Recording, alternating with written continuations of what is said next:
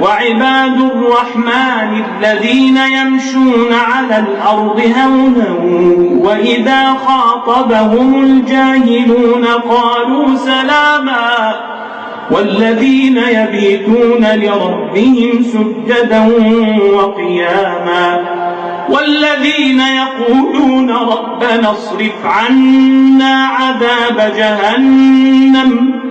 إن عذابها كان غراما إنها ساءت مستقرا ومقاما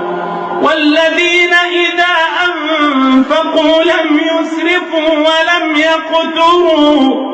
وكان بين ذلك قواما والذين لا يدعون مع الله إلها آخر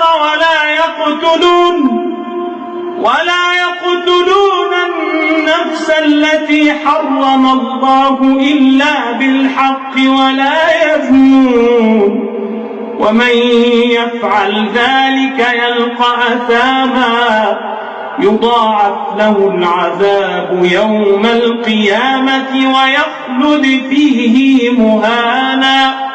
إلا من تاب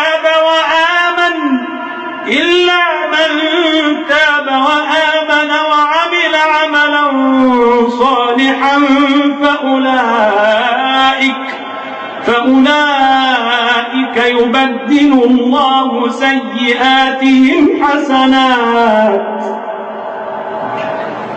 وكان الله غفورا رحيما ومن تاب وعمل صالحا فإنه يتوب إلى الله متابا.